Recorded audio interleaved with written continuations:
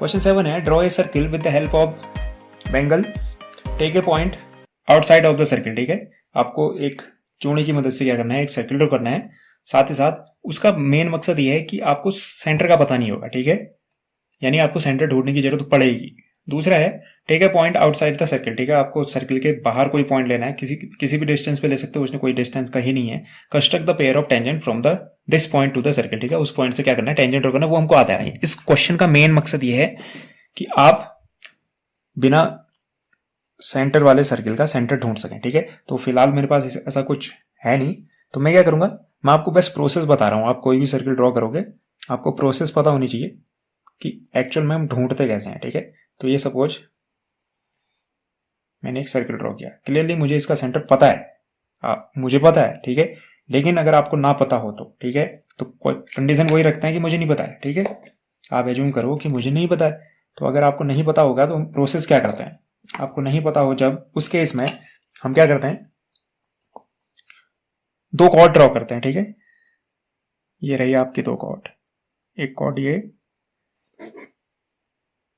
ठीक है, आपको जब सेंटर का पता ही ना हो तो आप क्या करते हो, दो कॉर्ड ड्रॉ करते हो। एक कॉर्ड ये हो गई, दूसरी कॉर्ड ऐसे ड्रॉ कर लेते हैं। ठीक है, तो दो कॉर्ड ड्रॉ कर दी। प्रोसेस क्या होती है, क्योंकि हमको ये पता है, इसमें जो थ्योरम मेन यूज होती है सर्किल का सेंटर ढूंढने की, कि जो कॉर्ड होती है, कॉर्ड का जो परपेंडिकुलर बाइसेक्टर होता है वो हमेशा कहां से पास होता है, सेंटर से पास होता है। ठीक है, तो ये कॉर्ड है, हम क्या करेंगे, इसका परपेंडिकुलर बाइसेक्टर ड्रॉ करेंगे, तो वो कहां से जाएगा, सेंटर से। लेकिन प्रॉब्लम क्या होती है, एक ही कॉर्ड क्यों नहीं ड्रॉ करते हैं, दो कॉर्ड क्यों ड्रॉ करते हैं। एक कॉर्ड अगर ड्रॉ करोगे तो वो सेंटर से गया, लेकिन वो तो जाते रहेगा ना, लाइन क्या होगी, आगे आगे पीछे एक्सटेंड होते रहेगी, तो आपको पता नहीं चलेगा ना किस पॉइंट पे है। तो हम दो बनाते हैं ताकि दूसरा भी जहां पे कट करे, तो वो जो इंटरसेक्टिंग पॉइंट होगा वही हमारा सेंटर होगा।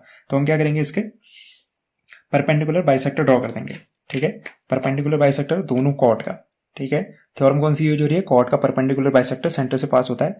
तो परपेंडिकुलर बाइसेक्टर निकालने की प्रोसेस वही है, आप आधे हाफ से ज्यादा डिस्टेंस लो, पहला कट। ठीक है, ऐसे,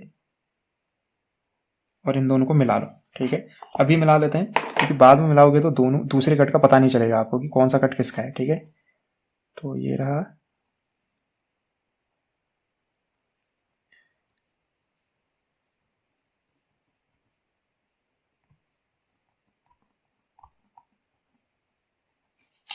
ठीक है। ऐसे ही इसका भी क्या करेंगे, परपेंडिकुलर बाइसेक्टर ड्रॉ कर लेंगे, हाफ से ज्यादा डिस्टेंस, एक कट इधर, इत्तेफाक से वहीं आने वाला है कहीं पे, हाँ कन्फ्यूजन होने वाला है, तो इसको थोड़ा ध्यान से, ये कट यहाँ आया, दूसरा कट यहाँ आया। ठीक है, क्योंकि मेरा सेंटर ऑलरेडी यहाँ पे था, क्योंकि मुझे तो पहले से पता है, और इत्तेफाक से वो आ भी वहीं पे रहा है, तभी एक जगह पे इतने सारे कट दिख रहे हैं आपको यहीं पे इतने सारे कट क्यों दिखे। ठीक है, ये पॉइंट है। ठीक है,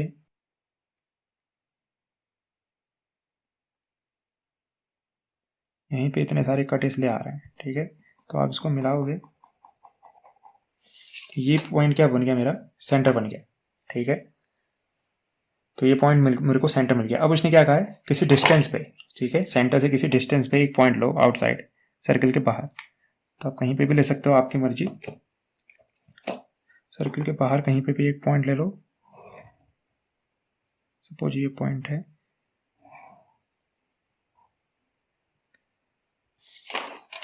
ठीक है, इसको मैं कह देता हूँ P। ठीक है, अब मुझे P से क्या करना है, टेंजेंट ड्रॉ करना है। तो टेंजेंट ड्रॉ करने की प्रोसेस वही है, आपको पता ही है। ठीक है, क्या करोगे, हाफ से ज्यादा डिस्टेंस लोगे, परपेंडिकुलर बाइसेक्टर निकालोगे, उसकी वजह से आपको क्या मिलेगा, एक पॉइंट M मिलेगा, और M को एज ए सेंटर लेके आप एक सर्किल ड्रॉ करोगे। ठीक है, तो यहां से हाफ से ज्यादा डिस्टेंस लो, पहला कट, ऊपर नीचे, ऐसे ही दूसरा कट,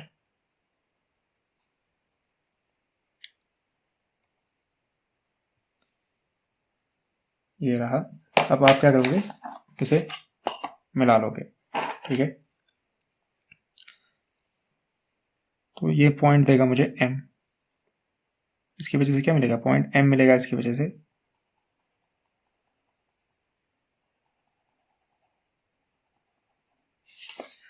तो मुझे मिल गया पॉइंट M। ठीक है, अब मैं M को एज ए सेंटर लूंगा, और क्या करूंगा, एक सर्किल ड्रॉ करूंगा। तो आप एम एज ए सेंटर लो और P M as a radius, ठीक है। लास्ट क्वेश्चन है, इससे पहले के क्वेश्चन में आप ये कर चुके हैं कई बार। तो ये हमने एम को एज ए सेंटर लिया, P M as a radius ली, ठीक है, और एक सर्कल ड्रॉ किया। ये रेड सर्कल को जहां पे कट करेगा वहीं पे टेंजेंट ड्रॉ होंगी, ठीक है। तो क्लियरली मुझे दिख रहा है कहाँ पे कट कर रहा है ये। इन दो पॉइंट का नाम दे देता हूं मैं। मैंने इनका नाम नहीं दिया है, इनका नाम भी दे देते हैं। ए बी था एक कॉर्ड थी सी डी, ठीक है। और सेंटर का तो नाम ओ ही होता है। अब यहाँ पे जहाँ पे कट किया, ठीक है, ये पॉइंट, ये इस पॉइंट को हम कह देते हैं क्यू, ये पॉइंट, ठीक है, जहाँ पे टेंजेंट बनने वाली है, और इसको कह देते हैं आर, ठीक है। तो पी से क्यू को और पी से आर को मिला देते हैं, टेंजेंट फॉर्म हो जाएगी। तो ये रहा हमारा पी और ये रहा क्यू।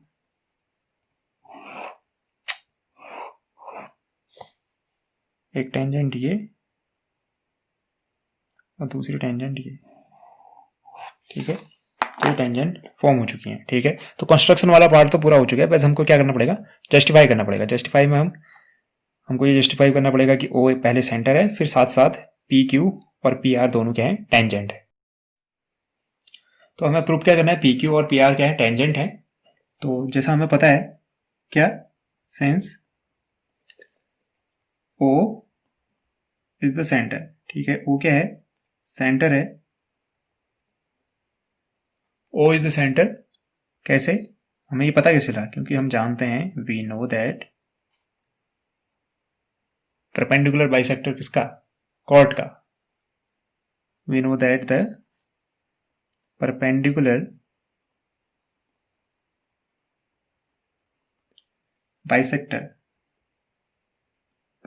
बाइसेक्टर ऑफ कॉर्ड कहां से पास होता है, passes through the center,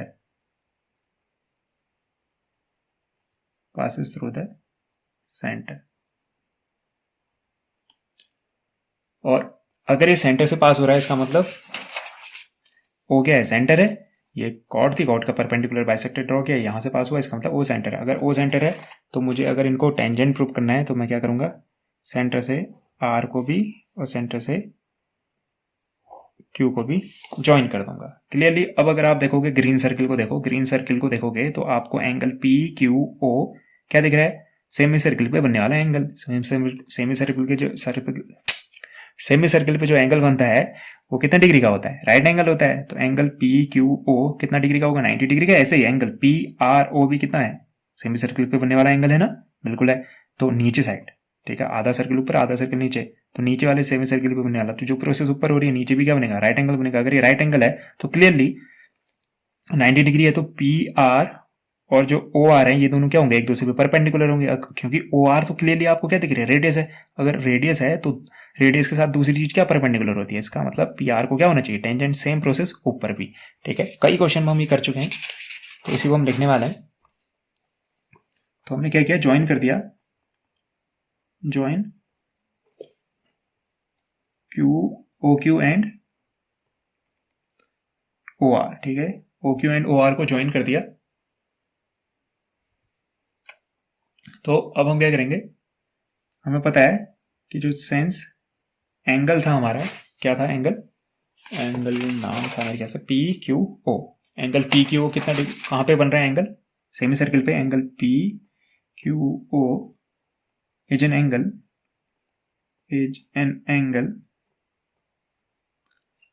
in the semi circle.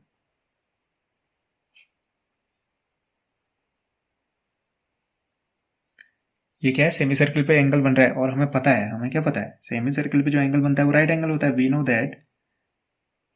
That angle in a semicircle is a right angle.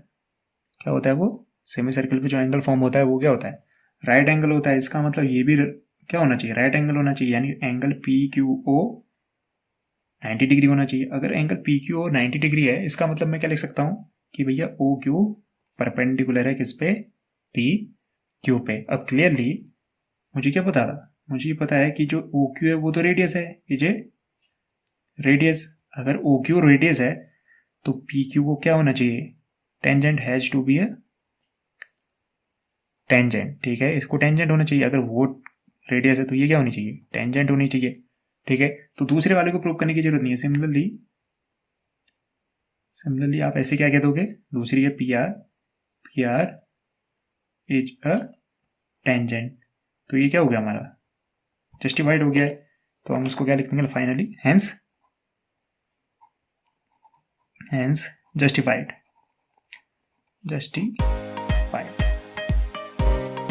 उम्मीद करता हूँ आपको ये एक्सप्लेनेशन पसंद आया होगा और समझ भी आया होगा। Thank you and have a nice day.